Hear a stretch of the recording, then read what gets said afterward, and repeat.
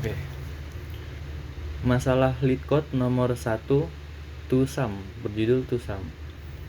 Diberikan sebuah array yang isinya adalah integers atau bilangan bulat bernama nums dan sebuah integer bernama target. Tugas kita adalah untuk mengembalikan indeks dari dua bilangan dari array nums, yang dimana jika dua bilangan tersebut dijumlah, hasilnya akan sama dengan target. Anda bisa berasumsi bahwa setiap input yang diberikan itu akan menghasilkan satu solusi yang pasti gitu. Anda tidak boleh menggunakan elemen yang sama dua kali. Nanti akan ditunjukkan contohnya gimana. Anda bisa mengembalikan hasilnya dengan urutan yang bebas. Oke, nih kita ke contoh pertama. Numsnya ada isinya begini, targetnya sama dengan 9. Outputnya di sini kan 01, tapi karena urutannya bebas tadi dibilangnya, jadi kalau outputnya 10 itu juga bisa dibenarkan. Terus untuk contoh kedua ini jawabannya 2 dan 4 ya, karena sih kan indeksnya 1 dan 2, kalau dijumlahkan hasilnya sama dengan 6, tapi nggak boleh kita ambil 00 karena tadi udah dibilang nggak boleh menggunakan elemen yang sama dua kali gitu. Mungkin gitu aja contohnya. Kita langsung ke solusinya. Di sini ada 3 solusi menggunakan 3 pendekatan yang berbeda. Pertama ada solusi brute force. Di solusi ini kita brute force, kita cobain setiap kombinasi dua bilangan dari array nums dan kita coba jumlahkan satu-satu untuk mendapatkan jumlahnya hasilnya sama dengan target. Kita langsung aja ke visualisasinya.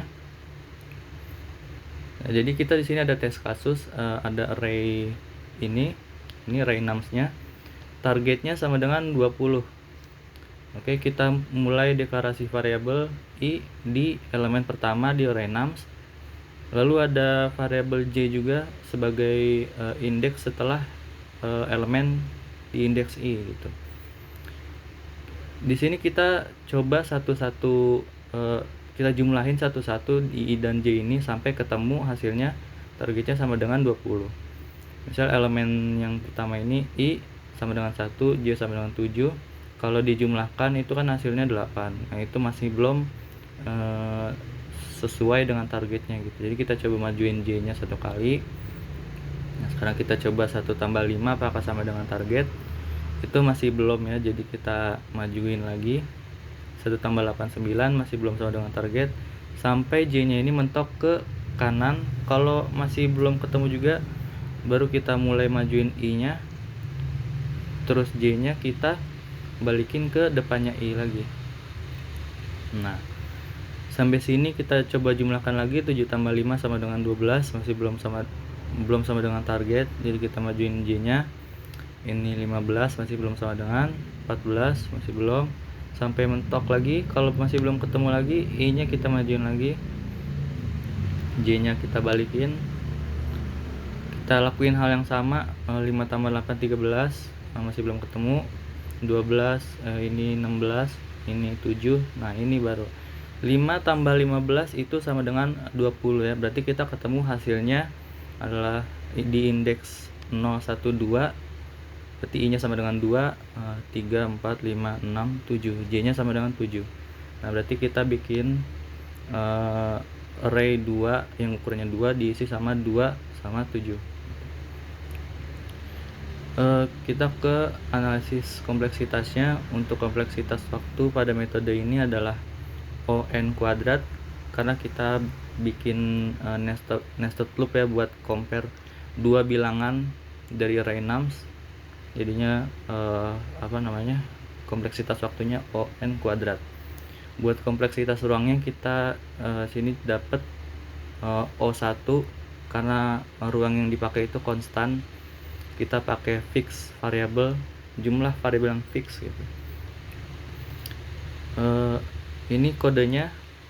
Pertama kita perlu isi dulu return size-nya ini 2, karena kita mau ngembaliin array yang ukurannya 2 gitu, yang jumlah elemennya ada 2. Ini untuk loop yang pertama, for loop yang pertama kita deklarasiin i sama dengan 0. Jangan lupa juga deklarasikan inisialisasi j-nya juga, jangan lupa i-nya kurang dari num size kurang 1. Lalu ada for loop lagi di dalamnya, nested loop yang kedua, j sama dengan i tambah 1, karena kan tadi j-nya dimulainya setelah indeks ke i ya. J-nya selama kurang dari num size, terus ini incrementnya. Nah, di sini baru di dalamnya kita tambahin if statement untuk ngecek apakah jumlah dari array nums di indeks i dan di indeks j kalau dijumlahkan sama dengan target. Kalau iya berarti di return langsung. Kita inisialisasi array-nya, kita memori alokasi sebanyak 8 byte ya. Untuk elemen pertama kita isi i, untuk elemen kedua kita isi j, kita return rest. Lalu kita ke solusi kedua. Solusi kedua ini salah satu solusi yang lumayan saya banggakan ya, soalnya ini solusi yang saya buat sendiri gitu, jadi kayak original dari diri sendiri gitu. Buat solusi ini kita perlu mengurutkan elemen-elemen yang ada di array nums terlebih dahulu in ascending order, jadi urut dari yang terkecil ke terbesar. Kita langsung aja ke visualisasinya. Nah, ini agak banyak, saya akan jelaskan satu persatu. Jadi sebelum di sorting kita pindahin dulu array ini ke struktur data yang baru. Struktur data yang baru ini bakalan nyimpen nilai dari elemen itu sama indeks originalnya, indeks yang ada di array nums itu. Karena kan kita mau ngembaliin indeksnya ya, bukan nilainya. Jadi kita harus menyimpan indeksnya juga bareng sama nilainya. Kita simpan di struktur data yang khusus ini. Ini bakalan makan kompleksitas waktu on sama kompleksitas ruang on juga. Setelah disimpan di struktur data ini, kita bisa sorting. Untuk sortingnya ini, untuk metode pengurutannya, saya pakai function yang disediain di standar library-nya bahasa C, namanya itu keysort. Nanti saya akan jelaskan di kodenya. Pokoknya kalau setelah diurutkan bentuk struktur datanya, bentuk array-nya akan seperti ini, 1, 2, 4, 5, 7, 7 dan sebagainya. Sama di bawahnya itu bakal disimpan indeksnya, indeks originalnya. Nah, ini sekarang kita deklarasi variabel i sama j. Untuk i-nya itu kita taruh di paling kiri, j-nya paling kanan. Kita coba jumlahkan elemen di i sama elemen di j-nya. Ini sama dengan 19 ya kalau ini. Jadi kalau misalnya hasil penjumlahannya lebih dari target, kita kan mengurangin penjumlahannya, berarti ya. Kita bisa geser j-nya ke kiri biar jumlahnya itu makin kecil kalau misalnya kelebihan penjumlahannya. Tapi kalau misalnya hasil penjumlahannya ini kan 1 tambah 18 ya hasilnya di sini tuh 19. Berarti 19 itu masih kurang dari target, karena kita targetnya perlu 20. Jadi kita geser i-nya ini ke kanan. Nah, kebetulan ini langsung ketemu ya jawabannya. Kita langsung dapat 2 tambah 18 itu sama dengan 20. Kita langsung dapat indeksnya di sini 6 sama 11. Nah, kita langsung bisa kembaliin hasilnya adalah 6 dan 16 gitu. Ini kompleksitas analisisnya. Untuk kompleksitas waktunya totalnya itu n log n, karena kita pakai algoritma sortingnya yang disediain di standard library C. Ini ada kita populasi struktur data, terus ada ini sorting, implementasi sortingnya, sorting algoritmnya. Terus ini ada algoritma yang tadi ya, yang geser-geser i sama j itu pakai 2 pointer, itu on juga ya.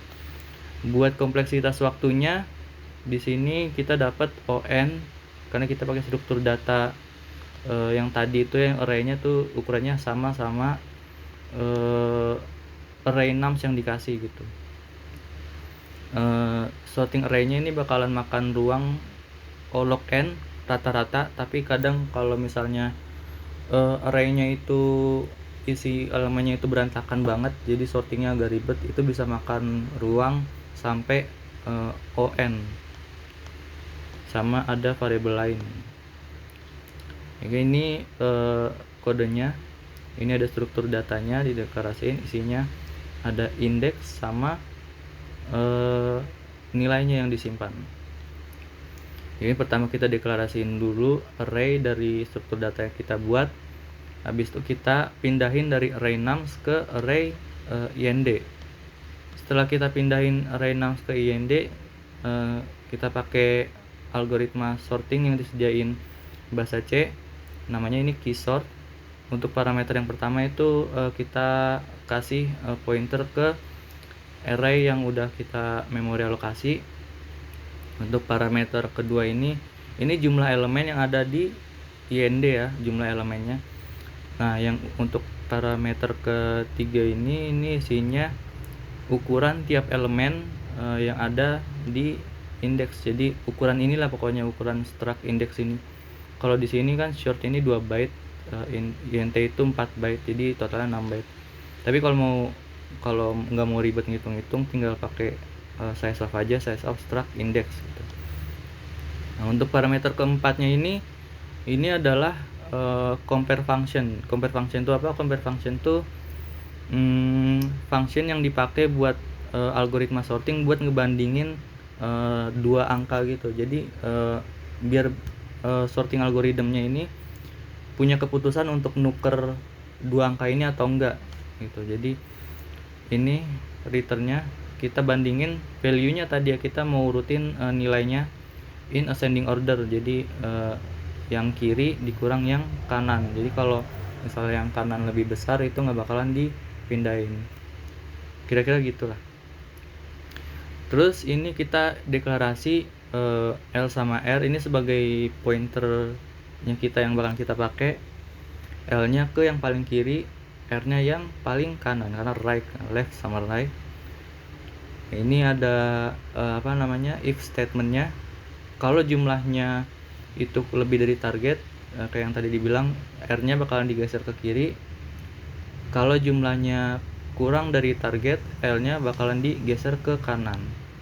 Tapi kalau misalnya jumlahnya sama target, ini if statementnya, L statementnya bakalan langsung break dari loop, bakalan langsung keluar dari loop, karena karena L sama R bakalan megang indeks jawaban dari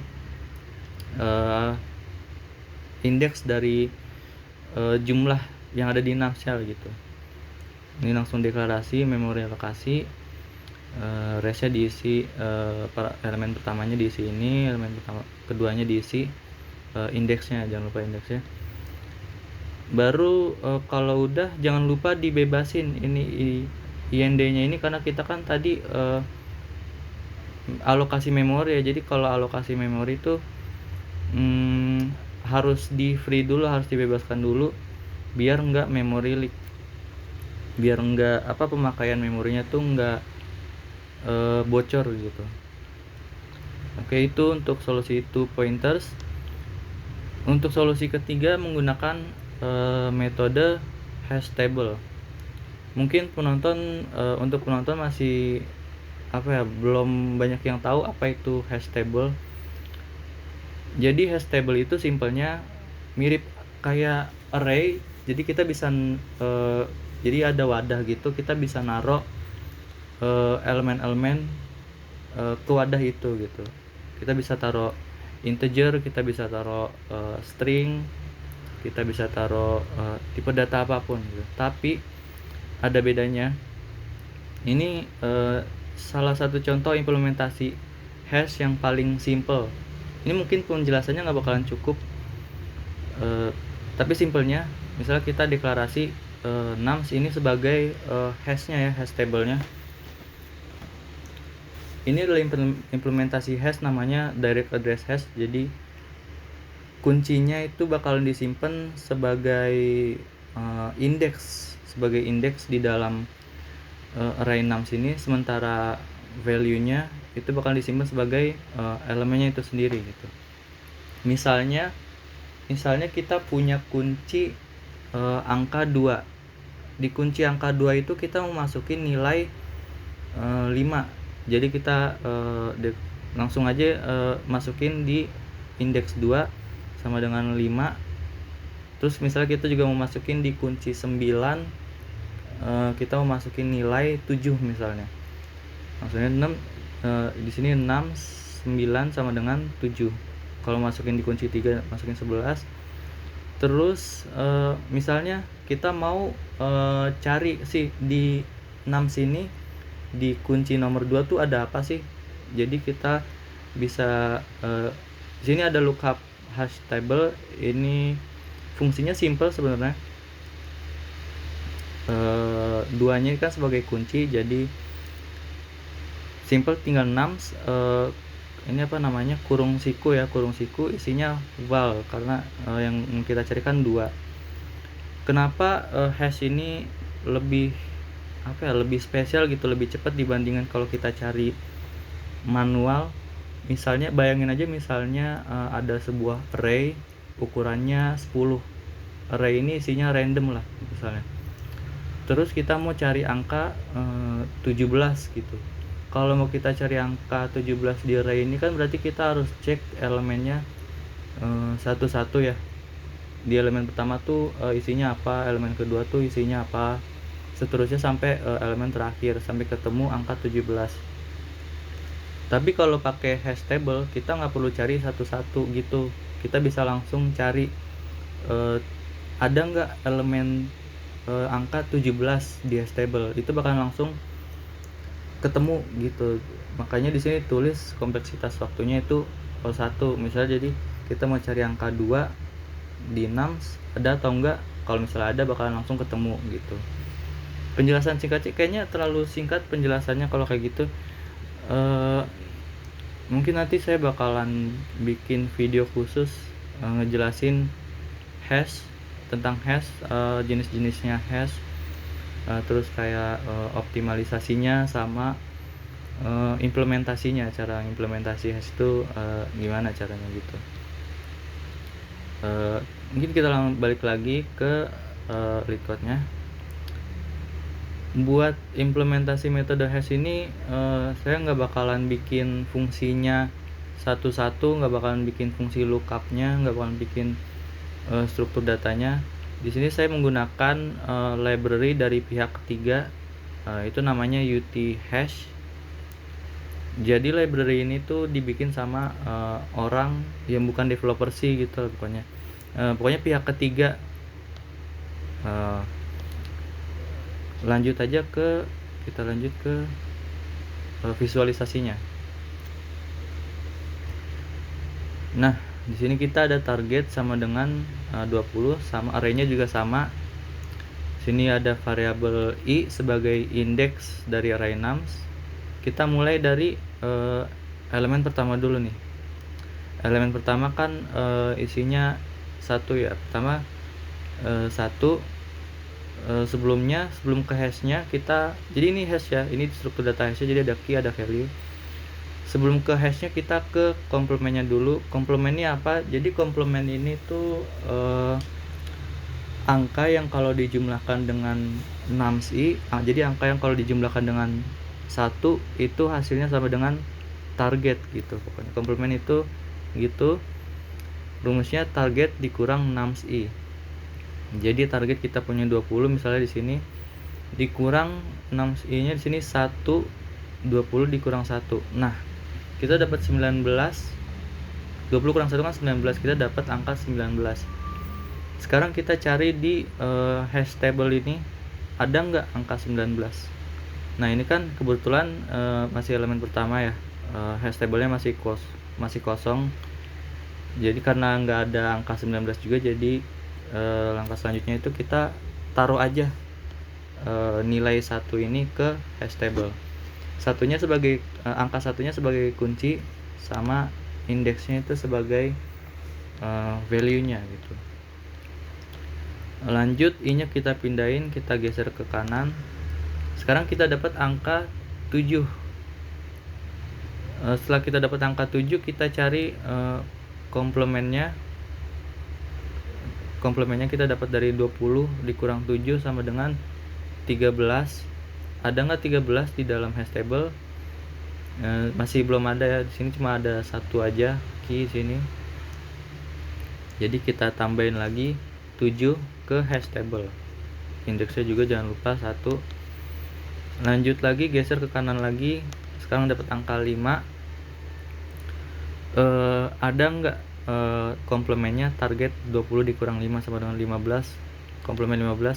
Ada nggak 15 di hash table? Di sini masih nggak ada ya. Karena masih nggak ada, jadi kita langsung aja taruh angka 5 sama indeksnya. Proses ini dilakuin terus menerus sampai ketemu komplemen yang ada di hash table-nya. Jadi ini kita cepat aja prosesnya. Oke. Sebentar ya.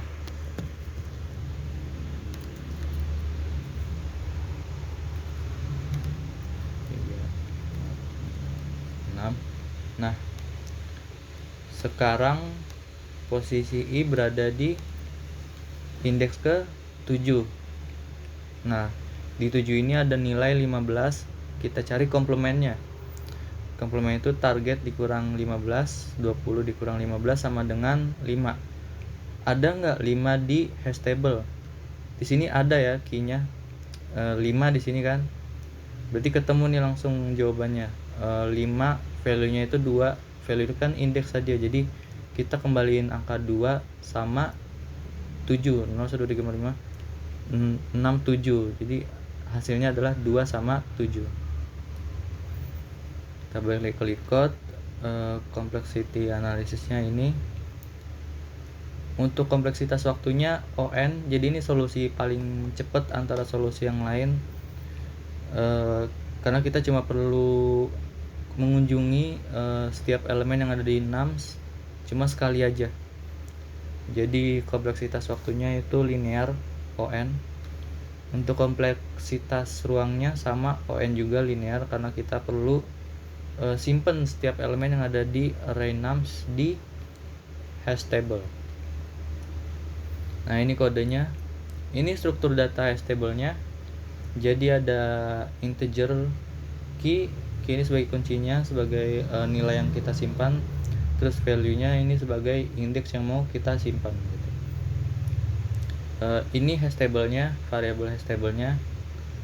Ini hash table itu pointer ya, jadi tambahin bintang di depan. Terus inisialisasi ke 0 dulu. Jadi kita kosongin dulu. Nah, ini adalah kita masuk ke loop-nya. Mohon maaf, kodenya jadi ada 2. Sini ada 2pass sama 1pass. Nggak ada bedanya sebenarnya, cuman kalau yang 1pass ini kita pakai komplement, jadi ada sesuai sama yang dijelasin tadi. Ini ada 1pass.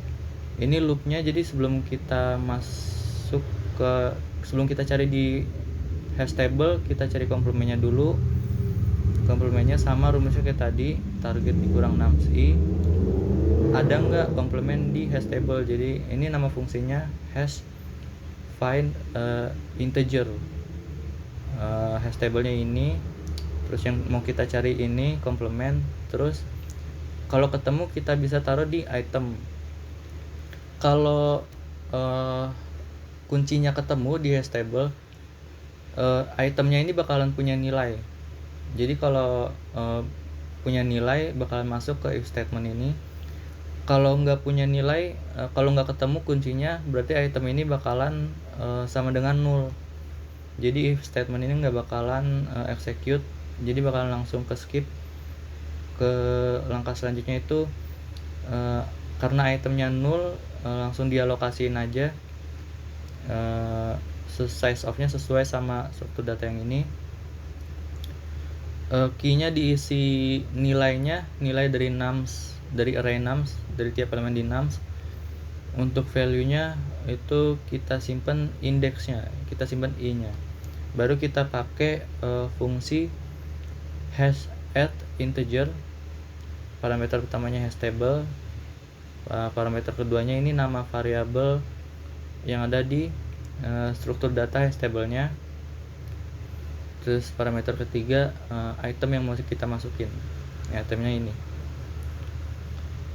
Kalau ketemu itemnya, langsung aja alokasi memori buat result array-nya. Elemen pertama diisi value-nya, diisi index yang ada di hash table-nya.